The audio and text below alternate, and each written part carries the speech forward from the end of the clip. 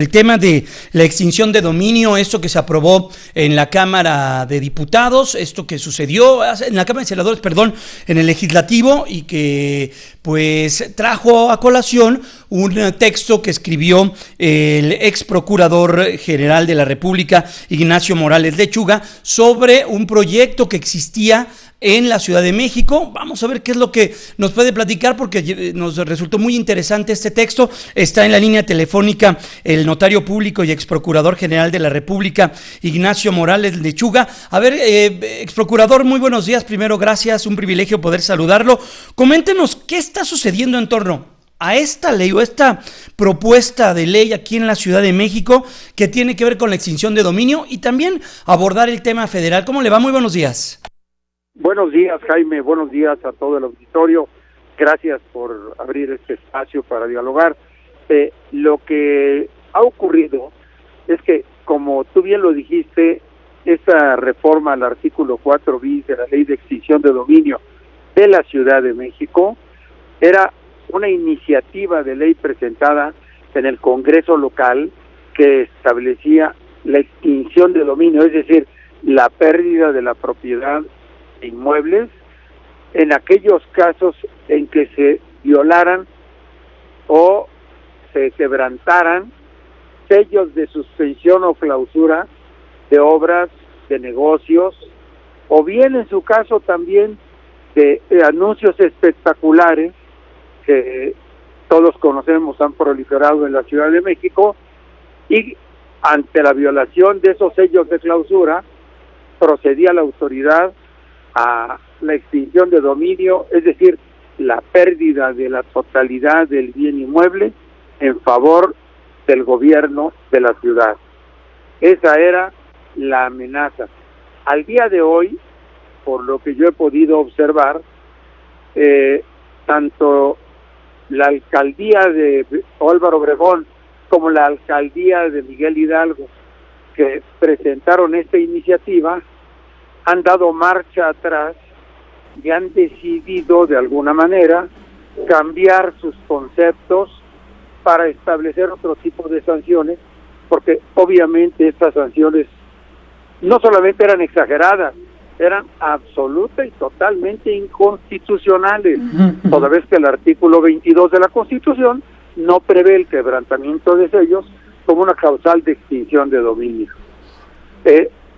No me referí en ese artículo a la ley federal. Sí, claro. Es decir, a la ley nacional, Sí, estamos hablando de lo que se estaba por aprobar o de lo que estaba en la intentona de que sucediese a nivel local, a nivel Ciudad de México. Exactamente. Y si hacemos caso a lo que han declarado ambos alcaldes y algunas otras personas, diputados incluso, yo diría que la amenaza ya pasó. La ley, amenaza, no. Sobre la ley federal, ¿qué nos puede platicar, don Ignacio? Sobre la ley nacional, es una ley que se arrancó en 2008, bajo el gobierno de Felipe Calderón, y de alguna manera fue la adopción de medidas trasladadas de Colombia a México para combatir desde el punto de vista financiero y económico a la delincuencia organizada y al narcotráfico. Es decir, la ley se circunscribió en su aplicación a delitos como terrorismo, narcotráfico, o sea, delitos contra la salud, a delitos también como lavado de dinero, delincuencia organizada, junto con lavado de dinero, terrorismo, secuestro, trata de blancas, prostitución infantil, pornografía. Todos esos delitos que se consideran de alto impacto estaban previstos como causal para aplicar la ley de extinción de dominio.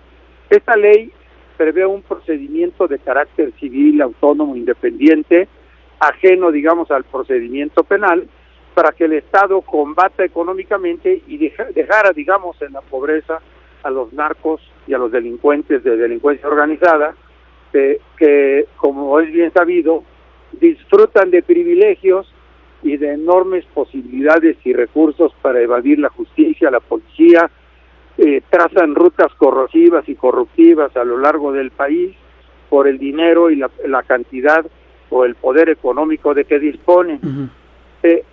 Sin embargo, esta ley no funcionó, no se aplicó.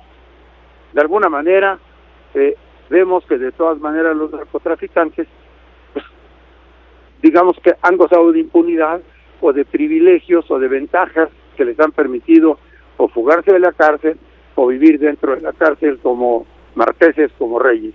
Entonces se les ocurrió en el actual gobierno crear una nueva ley de extinción de dominio. Uh-huh. Pero el peligro es que ampliaron de 19 conductas punibles a 42 y metieron delitos que no son de delincuencia organizada ni de narcotráfico como parte de la ley de extinción de dominio. Y entonces creo yo que se vuelve una amenaza a las libertades ciudadanas, que de alguna manera por algún delito como encubrimiento o un robo de auto, o bien que una propiedad que está rentada se dedique al secuestro, se dedique a alguna otra actividad delictiva de las previstas en la ley, y el propietario pierda la propiedad. Es decir, en el fondo encierra un atentado a la propiedad privada, un atentado contra aquellas personas que la ley quisiera obligar a que denuncien delitos que no les constan o que no pueden ellos darse cuenta por la sencilla razón de que un arrendador, un propietario, no puede ingresar a una propiedad que tenga rentada y exigirle al arrendatario que le permita ver a qué lo está localizando, a qué lo está dedicando el inmueble. Ese es el tema central. Pero incluso ya algunos diputados legisladores han visto, aún no se publica por parte del Ejecutivo, pero han visto que puede tener ya cambios, prevén reformas para evitar problemas derivados de la misma y excesos por lo pronto, ¿no?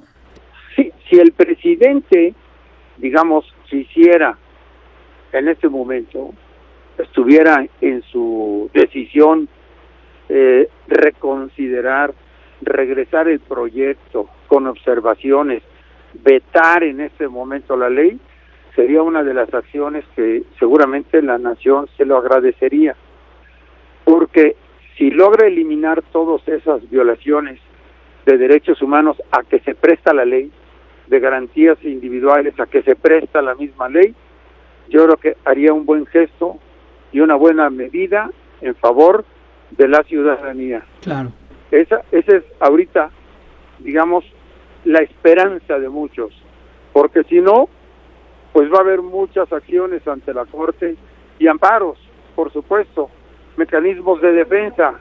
Uh-huh. Y ya sabemos que el presidente opina que el amparo es un sabotaje legal a sus intenciones, o sea, y también en materia de derechos humanos, el presidente ha sido muy crítico, inclusive ha rechazado recomendaciones de la Comisión Nacional. Claro. Eso es lo que a muchos nos tiene más que preocupados. Estamos platicando con Ignacio Morales Lechuga, notario público, ex procurador general de la República. Por último, don Ignacio, también se contempla que puede existir otro problema dentro de esta ley de la cual estamos hablando sobre la venta anticipada de bienes de personas ligadas a actos ilícitos, que no existe una sentencia, pero que pues el dueño, el propietario de algún inmueble, de algún bien, pues se quede sin ninguna sentencia. Pueden existir excesos.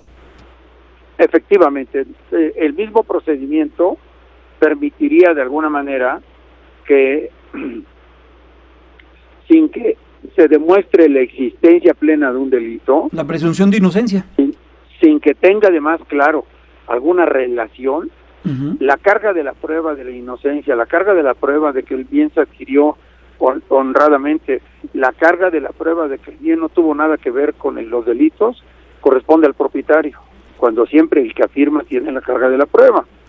Aquí la autoridad lo único que tiene que hacer es poner a disposición del juez y dejar todas las cargas en contra del propietario, y eso va en contra de muchos principios generales de derecho y por supuesto en contra de los derechos humanos de los propietarios, porque de otra manera, si no demuestra el propietario que lo adquirió lícitamente, que lo adquirió antes de que se cometieran los ilícitos, que él avisó a la autoridad, que no tuvo oportunidad de darse cuenta de que estaba utilizándose el bien, que era dueño de un estacionamiento y llegó un camión cargado de cosas robadas, O el narco lo obligó a utilizar su parcela para sembrar amapola, marihuana, lo que sea. Todo eso va en contra del propietario. No puedo hablar estrictamente de presunción de inocencia porque no se le acusa de ningún delito, sino más bien de revertir una carga de la prueba que además se considera preestablecida por el carácter del Ministerio Público en una reminiscencia al antiguo sistema o procedimiento penal. Es una mezcla de penal y civil, y ahora una mezcla de garantías constitucionales, claro, con violaciones claras de las garantías.